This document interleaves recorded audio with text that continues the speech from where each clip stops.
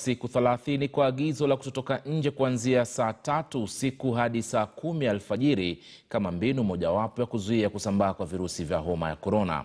Wakati huo huo, Rais Kenyatta ameagiza Wizara ya Usalama wa Ndani chini ya Waziri Fred Matiang'i kuandaa mkutano wiki 3 zijazo kuwahusisha washikadau ili kujadili hatua zilizopigwa katika vita dhidi ya kusambaa kwa virusi vya korona. Amewataka Wakenya kupendana na kushirikiana na kuacha siasa za chuki. Secretary for Interior Coordination of National Government, in conjunction with the Chairperson of the Council of Governors, shall in 3 weeks convene an inclusive national consultative conference to review our national and county COVID-19 response so far, and together with all stakeholders, we chart Kenya's post-COVID future, because this is a future that we can see if we continue with our civic responsibility. Na mimi nasema kwa wote, serikali yangu na msimamo wake uko, na sitabanduka ama kupinduka. Tumesema njia ya kuhakikisha ya kwamba tumeunda nchi ambaye itastahimili miaka na miaka na miaka baada ya sisi wengine kuwa tumewacha dunia hii, ni kuhakikisha ya kwamba tutatenda yale yote ambaye ni ya haki, na hayo haitafanywa kwa maneno duni ya siasa ya kujijenga leo. Yatatendwa na vitendo vya serikali zote mbili, serikali kuu na serikali zetu za mashinani, yale ambayo yatatendwa na viongozi wetu wa makanisa, yale ambayo yatatendwa na wakulima wetu. Maneno matupu haijengi taifa, vitendo ndivyo vitaamua Kenya ya kesho itakuwaje. Wakenya tushirikiane, tupendane, tushikane, tuache chuki, tuache kutumia siasa kama mpira wapata nipotee. Tunataka sisi wote tupate, tunataka sisi zote tuishi kwa amani, tunataka sisi zote tuishi kwa umoja. Tukipigana na ufisadi, tupigane na ufisadi, na tupigane kwa njia haki. Na tukifanya hivyo, matokeo ya yale ambayo tutafanya kwa vitendo vyetu ndivyo vitahakikisha ya kwamba tuko na nchi ambaye sio sisi ambao tuko leo, lakini hata vizazi vijavyo vitasherehekea kusema ya kwamba tuliwaachia msingi wa taifa ya furaha na busara. Kwingineko, jinamizi la korona linaendelea kuwa kizingiti hususan kwa wazee. Huko Kajiado, eneo la Bisili, mzee Stephen Oruma Ole Nkaru ambaye ni chifu mstaafu anasimulia ugumu wa maisha tangu ujio wa homa ya korona. Mzee Nkaru ni maarufu katika sherehe za kitaifa ambapo yeye ndiye huiombea nchi kwa lugha ya Kimasai.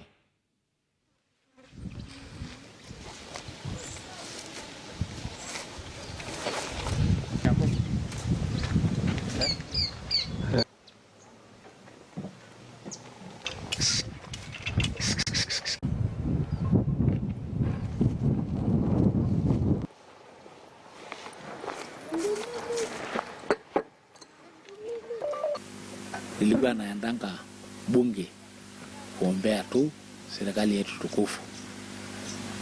Ninakwenda tu masherehe yote, tangu tulipoanza hiyo hatujawahi kwenda tena. Mpaka hata akalisimu watu ya state au watu ya serikali akuje mpaka kwa hii boma niombee tu kwa hapa aende kuone huko. Kwa hivyo hiyo ni hasara kubwa sana. Hata mimi nikiwa na sherehe yoyote siwezi kukaribia sasa, siwezi kuita marafiki. Sina sherehe ambayo anaweza kufurahisha mimi, kwa sababu hata watoto wangu wote haiwezi kufika, haiwezi kuja kwa sababu ya hiyo corona. Kwa hivyo tumeona kwamba tunaomba Mungu na serikali ajaribu aone tu kama hii kitu anaweza kuisha.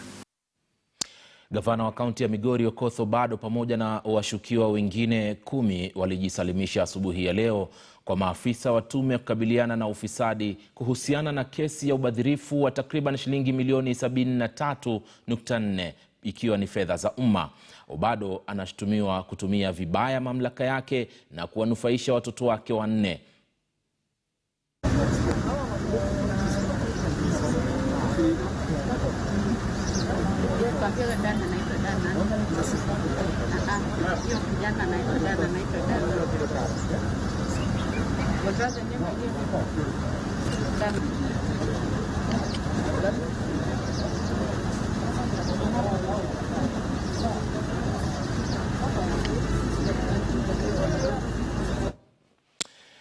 Wafanyi biashara kutoka eneo la Githurai 45 kaunti ya Kiambu wanakadiria hasara baada ya vibanda vyao kubomolewa usiku wa kuamkia leo.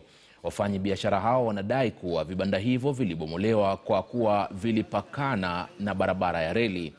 Wanadai kuwa hawakupewa notisi kabla ya shughuli hiyo kutekelezwa, wakisema kuwa si mara ya kwanza wamekumbwa na hali hiyo.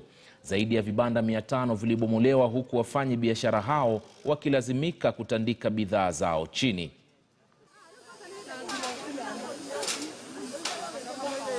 Ile shilingi nilikuwa nimejiwekea yote kiragita monda yote. Sasa tutaangalia wapi? Sisi kama hasola tutaenda wapi? Hatuna zamato kama mimi manze, niliamka saa 9 kukuja kuangalia kibanda yangu kibomoleo. Machozi nafikiri nitoka aje mzai. Sasa niko na watu, mimi niko na watu 2 manze. Sasa wameng'ethia kwa nyumba, wamegojea kitu ya kukura, watanikura. Mimi nilikuwa mwalimu wa private, kazi ikaisha, tukaanza kuuza mtumba. Sasa hakuna kazi. Wametubomolea vibanda. Tutafanya nini? Tutafanya nini? Gava tu ifikie uhuru. Gava ituhurumie. Hata hatuna fare kurudi nyumbani. Kwetu ni Bungoma.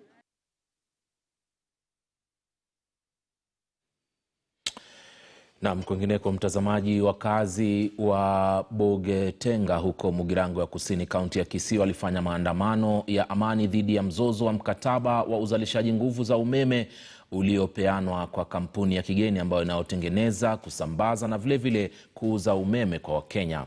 Wakipiga firimbi na kuinua mabango, watu hao waliandamana kwa zaidi ya kilomita 10 hadi sehemu ya Nyamarambe na kutaka kukutana na naibu kamishna Echonga Nanok. Wakazi hao wamedai kuwa wamepunjwa katika mkataba huo, kwani unazalisha kiwango cha chini cha umeme, hali inayoathiri shughuli zao za kiuchumi na nyumbani. Kwa sasa wakazi hao walioingia mkataba na kampuni hiyo hawawezi kupata huduma za KPLC, kwani mkataba huo hauwaruhusu. Tunataka tuletewe stima ya Kenya Power. Tumechoka na hii stima Power Hive. Power Hive kwanza haina nguvu. Tunataka tuweke biashara kama tingatinga, uweke tingatinga kwako, ufanye biashara, uweke posho mill, uweke kinyozi, uweke saloon, ufanye blow dry. Hii stima tuko nayo ya Power Hive haina nguvu. Lengo letu la kufika hapa siku ya leo ni tulisikia fununu ya kwamba watu wa sola wanataka kuzuia mradi wa Kenya Power. Ni wangapi wanataka Kenya Power? Hapa kijiji chetu tumesumbuka miaka mingi kwa vile hatujai kuona stima ya Kenya Power. Na tukaletea mradi mwingine hapa wa Power Hive. Tumesumbuka nao miaka mingi. Saa hizi kichi natarajia kupata saa hii ni Kenya Power. Tafadhali serikali tusaidieni. Huyu mzungu wakati alikuja hakuita public participation. Auambie hii mradi tukuweka hapa, stima ya Kenya Power kuletwa, hamuwezi wekewa. Hakutuambia, alituambia? Ya pili, hakuita opinion leaders. Aliita wamama ambao hawakusoma, anawaambia weka signature hapa, na wanaweka signature na wachui signature maana yake ni nini? Na juhudi za mwanahabari mwenzangu kule Kisii kumpata mwenyekiti wa kampuni hiyo hazikufua dafu. Kwengineko, tukiwa bado kwenye masuala ya kawi, mkurugenzi mkuu wa shirika la kusambaza umeme mashinani Rural Electrification Peter Mbugua na gavana wa Busia Sospita Ojamong wametia sahihi mkataba wa usambazaji umeme katika kaunti hiyo kwa gharama ya zaidi ya shilingi milioni 40. Gavana Ojamong ameupokea mradi huo kwa mikono ya shukrani, akisema kwamba wakazi wa kaunti wanazo sababu za kutabasamu kutokana na faida zinazokuja na umeme mashinani.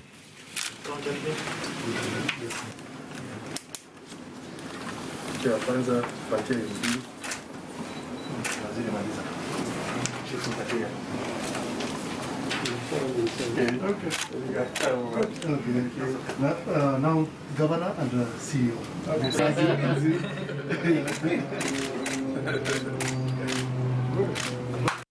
Today we are signing an MOU again with REREC so that our people can benefit from electricity. So far we have partnered with them for around 4 years, but we intend to continue this program. So we have covered around 16 wards, but we intend to enhance this during our supplementary budget so that more and more people can get electricity. We have cleared the projects in terms of commissioning. And remember, we are talking of delivering to Kenyans, so we are not going to apportion blames here. So we are having projects which have been completed. They just require that the customer pays, and I believe the customers are going to clear all the payments, after which now metering will be done. Because I think it's important to mention that unless the customer pays for metering, they will not be metered by Kenya Power. Shirika la uhifadhi mazingira nchini Kenya WWF limezindua ripoti ambayo inaangazia hatari ya kimazingira kwa wananchi katika sehemu yenye utajiri wa mafuta Lokichar katika kaunti ya Turkana. Kulingana na ripoti iliyozinduliwa mapema hii leo, kuna uwezekano wa mabadiliko ya mazingira, uchumi, kijamii na tamaduni katika sehemu hiyo iwapo tahadhari za mapema hazitachukuliwa. Baadhi ya athari hizo ni mabadiliko ya matumizi ya ardhi, haki za kupata rasilimali hususan kwa wafugaji baada ya mabadiliko hayo, na hata udhibiti wa idadi za watu kutokana na nafasi za ajira kwenye mradi huo.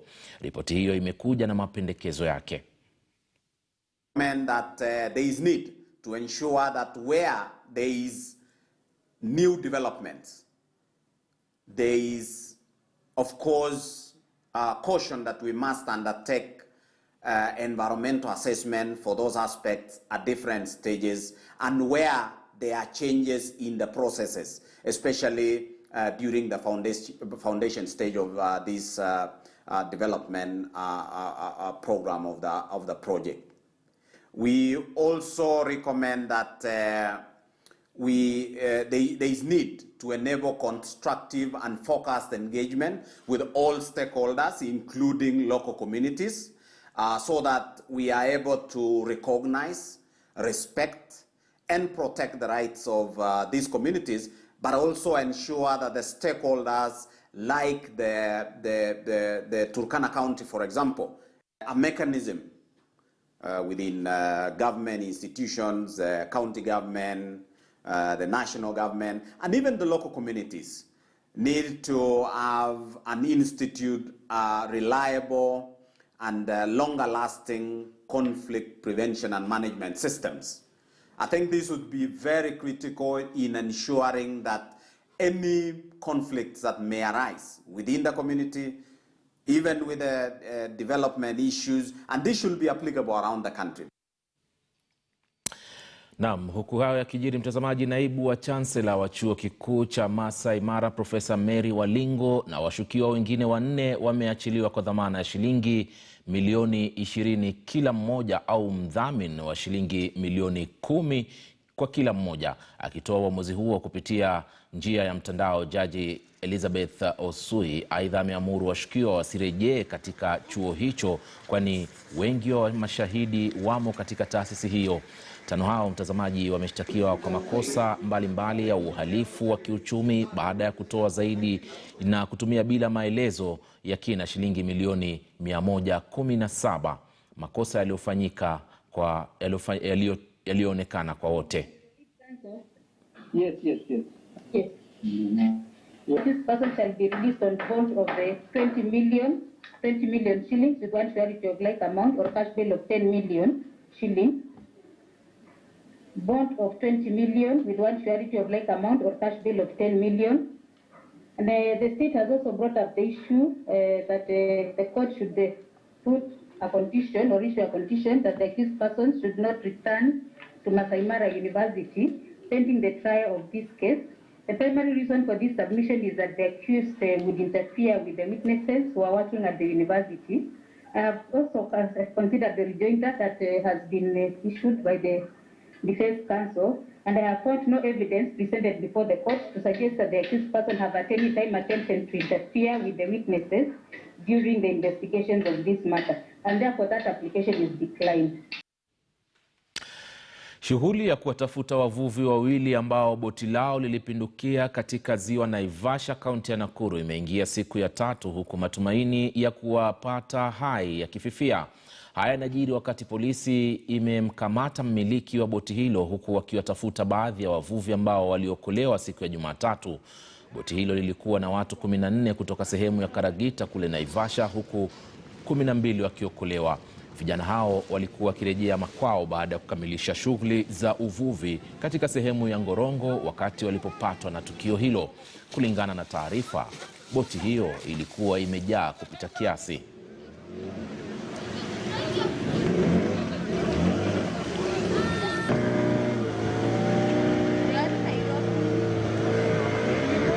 Ilibidi nipigie vijana simu, niambiwa kimbia kuna boti, enda angalia ni boti gani inasemekana kwamba imekata siku ile. So walipoenda walipata ni boti ya white ambayo ilikuwa imebeba watu 14 ambayo walikuwa wanatumia hizo, walikuwa wanavuna hizo hooks. Na walipofika pale, nilipowapigia waliniambia wameweza kurescue watu 12, lakini wawili hawapatikani mpaka sasa hivi. Na ndio tukasema tushirikiane kwa pamoja tuone kama wanaweza patikana. Lakini najua makosa tunasema ni kwa sababu coaction kama anaendesha kama anabeba kwa boat, anafaa bebe capacity, sio kwa overload. Hiyo boti kwa overload. Tukakuta watu wengine kwa majani, wengine kwa mashindano hapo, wengine wako chini ya boti wanajaribu kujiokoa, lakini tukajaribu juu chini tukawakoa venye tuliweza tu. Juu hatukuwa na mambo mengine. Tukabidi tu tuwasaidie tu hivyo. Tukatafuta hao wawili tukawakosa, na tukajaribu sana hata kuamsha hiyo boti ndio tuweze kuangalia watu, lakini hawakupatikana. Na ikiwa njia mojawapo ya kuimarisha usalama na huduma za bodaboda katika kaunti ya Uasin Gishu, maafisa wa polisi wanaendesha msako wa kuwanasa wanabodaboda wasiokuwa na vibali kama vile leseni.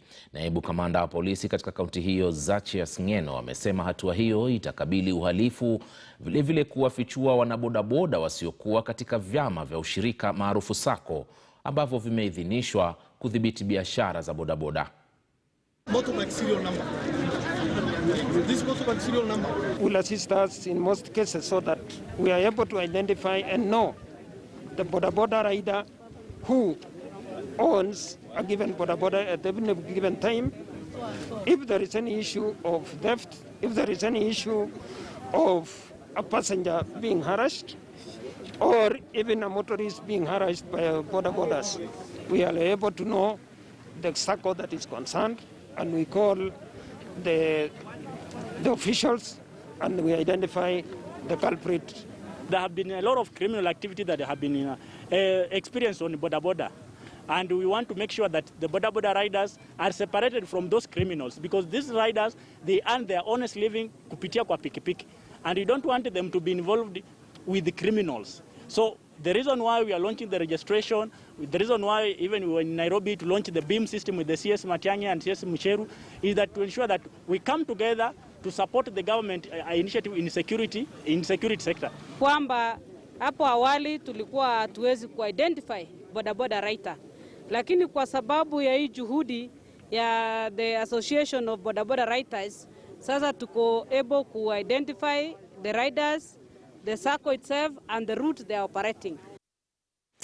Katika taarifa nyingine, wakazi wa mji wa Emali na vitongoji vyake ulioko kaunti ya Makueni wanaitaka serikali ya kaunti hiyo kuanzisha mazungumzo ya dharura na serikali ya kaunti ya Kajiado ili kupata suluhu ya kudumu kuhusu uhaba wa maji ambao umeathiri sasa kwa muda wa zaidi ya miezi mitatu. Wakiongozwa na mwenyekiti wao Ruben Nzuma, wenyeji hawa wa mji huu ulioko kwenye barabara kuu ya Mombasa kuelekea Nairobi wanasema huduma za maji za kampuni ya usambazaji maji ya Nutresh zimeathirika pakubwa kutokana na juhudi za wenzao wa Kajiado kutumia maji yake kunyunyizia mashamba kutoka katika chemichemi ya maji hayo.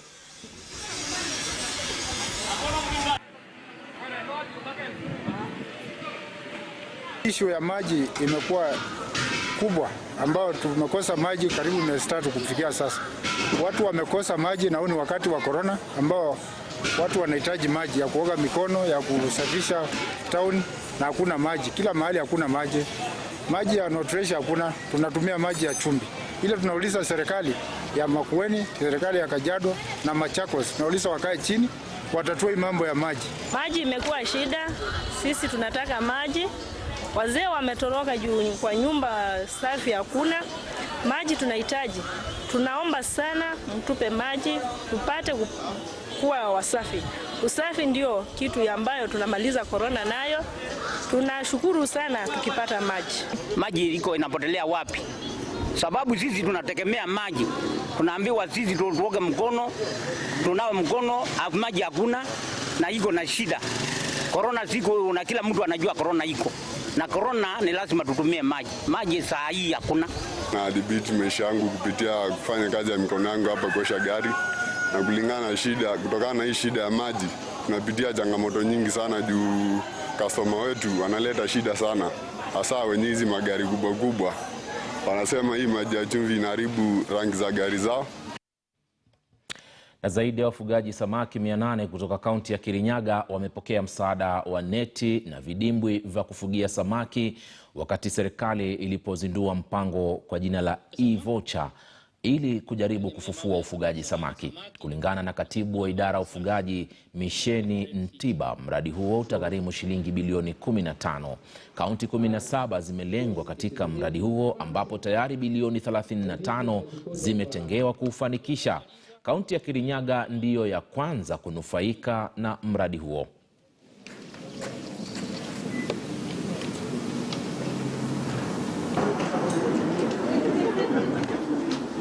During the ESP program, we raised production from 2,000 metric tons to well over 75,000 metric tons. But somehow when we involved, the whole thing the whole thing mpaka ikaanguka ikafika, is it 12,000 metric tons? Yes, sure. So we are now trying to build it again and you can see the potentials there. Hiyo pesa ambayo inatoka katika serikali kuu pia na wewe mwananchi ukachangie. Na sio mingi sana, ni kidogo. Tukisema kama ni shilingi 100, serikali ikikupatia 70, hiyo 30 si tutaweza kupata wananchi. Hiyo ndio program pia tumekuja naye leo. Tumeshukuru na tunafurahia kuona watu Kirinyaga County wamejua umuhimu wa samaki, sababu ni pesa ya haraka na samaki haina stress. Ukifuatilia yale mawaidha umepewa na watu wa fisheries, ni kweli utafika mahali pa kueneza hiyo biashara, kilimo, na utajindumu kwa mambo ya afya, na mambo ya uhai, mambo ya masomo na mambo mengi. Na hatimaye Tume ya Taifa ya Uchaguzi nchini Tanzania imemuidhinisha Rais Daktari John Joseph Pombe Magufuli kugombea kwa awamu ya pili pamoja na wagombea wengine wa vyama vya upinzani akiwemo Tundu Lissu katika uchaguzi mkuu ujao wa Oktoba 28, ikiwa ni siku moja kabla ya kuanza rasmi kwa kampeni za wagombea wa nafasi za urais, ubunge, udiwani pamoja na nafasi nyingine ili kunadi sera zao hadharani kwa muda wa siku 60. Mwanahabari Rajab Hassan anaarifu zaidi. Rais Magufuli katika ofisi ya Tume ya Taifa ya Uchaguzi NEC anarudisha fomu ya kugombea nafasi ya urais na tume imeidhinisha. Na kwa mamlaka iliyopewa chini ya kanuni ya 37 kanuni ndogo ya 6 ya kanuni za uchaguzi wa rais na wabunge za mwaka huu, tume imewateua Dr. John Pombe Joseph Magufuli kuwa mgombea wa kiti cha rais wa Jamhuri ya Muungano wa Tanzania. Sasa Daktari John Pombe Magufuli anaianza safari ya kunadi sera za chama chake cha CCM kuomba ridhaa kuongoza Tanzania kwa awamu ya pili ya miaka 5. Takribani vyama 16 vimechukua fomu kutoka tume hii ya uchaguzi, huku chama kikuu cha upinzani Chadema kinatarajiwa kutoa upinzani. Mgombea wake Tundu Lissu mwenye azma ya sera mbadala ni mgombea anayepandisha homa ya chama tawala CCM.